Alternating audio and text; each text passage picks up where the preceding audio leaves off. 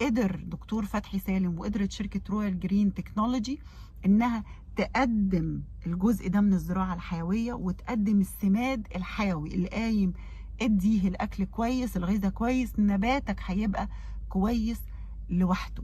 وده اللي قدرت تعمله شركة رويال جرين تكنولوجي، والاد فاليو اللي قدرت ان هي تعملها وزودت الانتاجيه، وده موجود على الارض ومتطبق، مش حاجه لسه جديده ولا خيال علمي. وفي مزارعين في مصر، في البحيره، في كفر الشيخ، في الشرقيه، في المنصوره، جربوا المنتجات بتاعتها.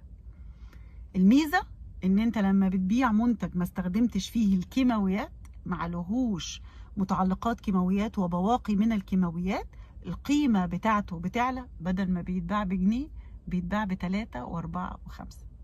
تحية لكل من بيعمل اد فاليو في الزراعة، وتحية لكل من فعلا عايز